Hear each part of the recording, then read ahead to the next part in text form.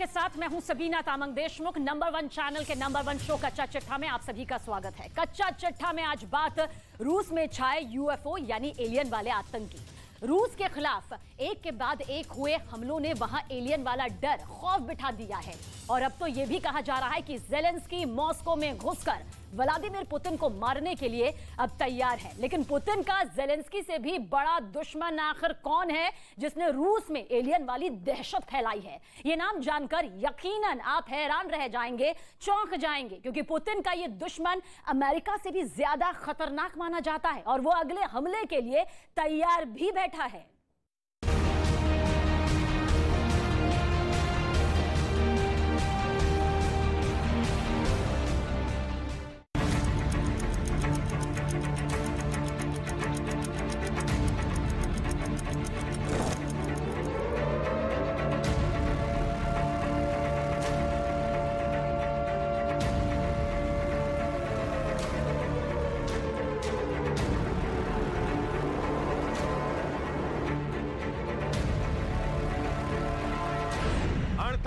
घंटे बाद रूस में अगला हमला कहां होगा?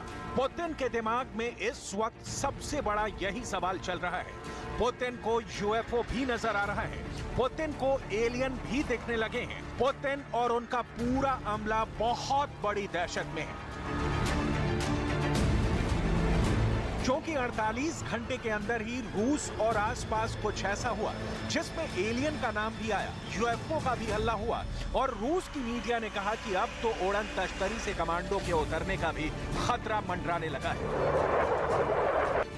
ऐसा मॉस्को की चौखट पर पहुंचे ड्रोन हमले के बाद ज्यादा महसूस हो रहा है। मॉस्को के पास ड्रोन अटैक से रूस डर गया है।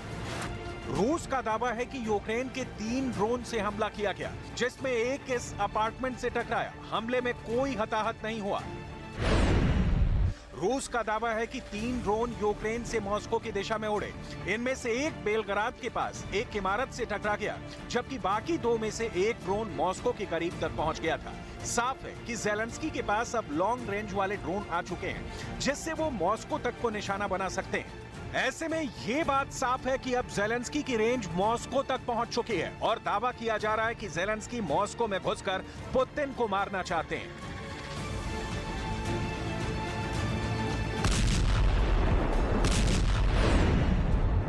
यूक्रेन युद्ध के दौरान इससे सीक्रेट हमले पहले कभी नहीं हुए, जिसमें यूएफओ से लेकर एलियन वाला इल्जाम भी लगाया गया। एलियन वाला खौफ रूस ने इससे पहले शीत युद्ध के दौरान देखा था। अब ऐसे हमले का टारगेट मॉस्को है। टारगेट पर पुतिन के सबसे सीक्रेट हथियार हैं। टारगेट पर पुतिन का बहुत बड़ा शहर सेंट पीटर्सबर्ग भी है।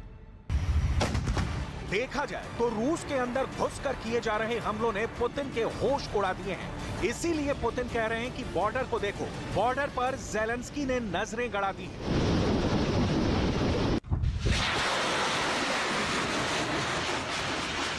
Особым контролем пограничной службы ФСБ должен находиться российско-украинский участок государственной границы. Сейчас там развернута группировка, в которую входят подразделения пограничных органов, авиации ФСБ, вооруженных сил Росгвардии. И ваша задача – поставить заслон на пути диверсионных групп. बॉर्डर को लेकर पुतिन की चिंता खतरनाक है। ये बॉर्डर जमीन पर भी है और आसमान में भी, और हमले दोनों तरफ से हो रहे हैं।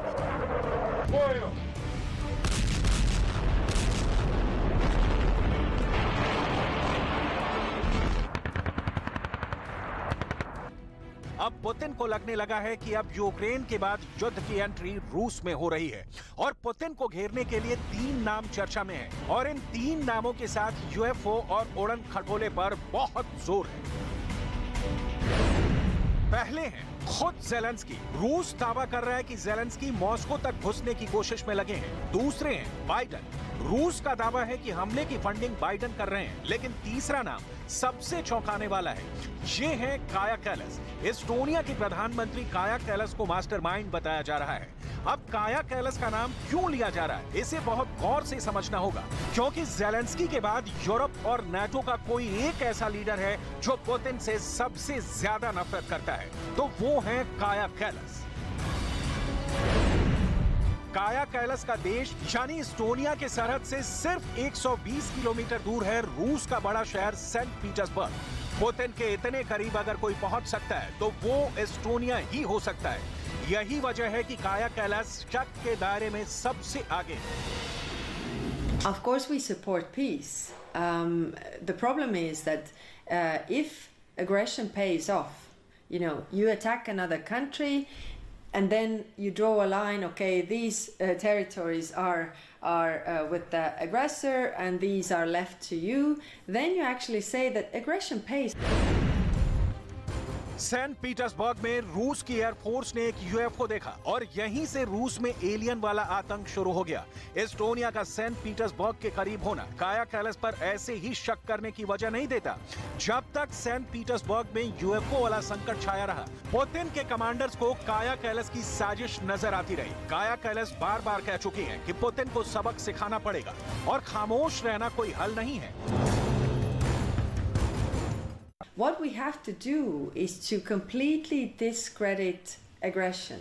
That aggression can't have, benefits for you. It has to be with higher price so that, all the aggressors or would-be aggressors in the world would make the calculation and it doesn't pay off. काया कैलास अपने रक्षा budget का एक बड़ा हिस्सा Ukraine को दान कर चुकी हैं। इसलिए जितनी नफरत काया कैलास ने पुतिन को लेकर दिखाई है, वो वाली छाप न ज़ेलेंस्की में नजर आती है, न बाइडेन में, न ब्रिटेन के प्रधानमंत्री सुनक, न ही इमैनुअल मैक्रों में। इसलिए सेंट पीटर्सबर्ग को लेकर काया कैलास पर इल्जाम बहुत नजर आ रहा है।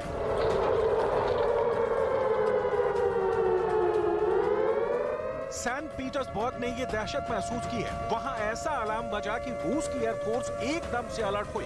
फाइटर जेट कुछ ही मिनट में आसमान की तरफ कूच कर गए।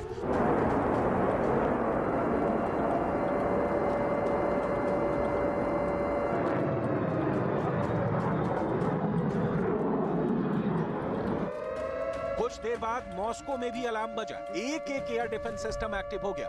पुतिन के दफ्तर के ऊपर हर एंटी एयरक्राफ्ट गन चौकन्नी हो गई। खतरा बड़ा था।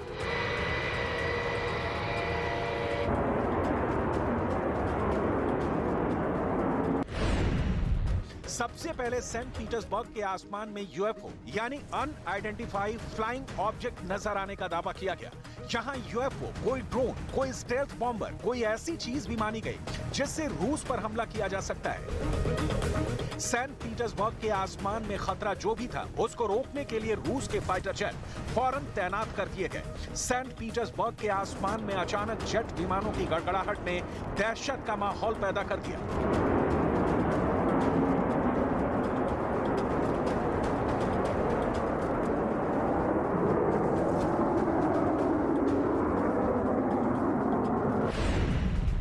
सेंट पीटर्सबर्ग के आसपास 200 किलोमीटर के दायरे में एयर स्पेस बंद कर दिया गया। किसी भी विमान और हेलीकॉप्टर को इस दायरे में उड़ने की इजाजत नहीं दी गई। इस यूएफओ का खौफ ऐसा था कि रूस की एयरफोर्स को समझ में नहीं आया कि रडार पर देखा यूएफओ क्या है। पुतिन पर 48 घंटे के अंदर 3 बड़े हमले बहुत साफ संदेश दे रहे हैं कि ज़ेलेंस्की हो या फिर काया कैलास, वो अब पुतिन के घर में घुसकर अटैक करने की कोशिश कर रहे हैं।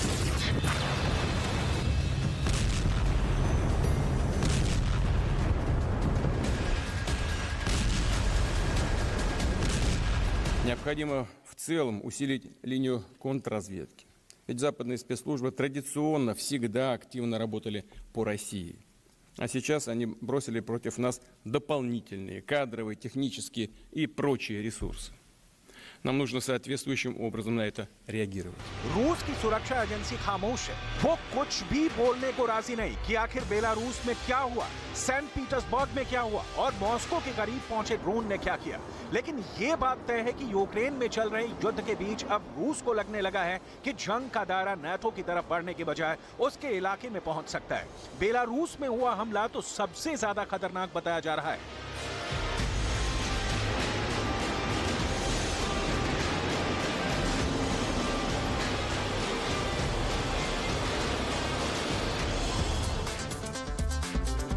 बेलारूस में तो पहले ही रूस के अवाक्स विमान पर हमला हो चुका है। बेलारूस में पुतिन के अवाक्स विमान यानी वो एयरक्राफ्ट जो आसमान में रेडार स्टेशन के तौर पर काम करता है, उस पर ड्रोन से हमला हुआ और इसमें उस विमान के अहम सिस्टम पूरी तरह से तबाह हो गए।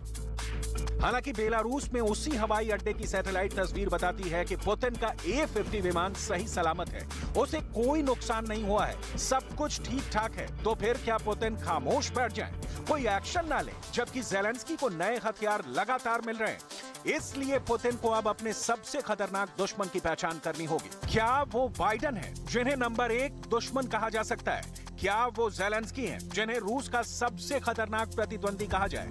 या फिर वो काया कैलास हैं, जो रूस को बर्बाद करने की कसम खा चुकी हैं? Our relations with Russia can't get any worse than they right now are because he's waging a war in Ukraine. And the second is that you are actually saying that we give power to Putin to decide who can and who cannot be, for example, the Secretary General of NATO. Then you actually give him more power than he has. काया कैलास की बातें साबित करती हैं कि Ukraine का युद्ध जीतना पुतिन के लिए आसान नहीं होगा। इस वक्त पुतिन चाहे जितनी मिसाइल दिखाएं, डॉनबास में चाहे वो जितने टैंक दौड़ाएं, या फिर ईरान के शाही ड्रोन से कीव के सबसे सीक्रेट बंकर पर हमला क्यों न करें, उनके सामने दुश्मन सिर्फ नाटो, अमेरिका या ज़ेलेंस्की ही नहीं, बल्कि यूरोप के अंदर तैयार हो रही खतरनाक लीडरशिप भी है। देखा जाए तो यूक्रेन में जो जंग चल रही है, वो ज़ेलेंस्की पूरी तरह बाहरी मदद की बुनियाद पर ही लड़ रहे हैं। अगर अमेरिका मदद न करता, अगर नाटो मदद न करता, अगर एस्टोनिया जैसे छोटे छोटे देश यूक्रेन की फौज का साथ ना देते, तो ज़ेलेंस्की इस जंग को 1 साल क्या, चंद महीने भी नहीं खींच पाते।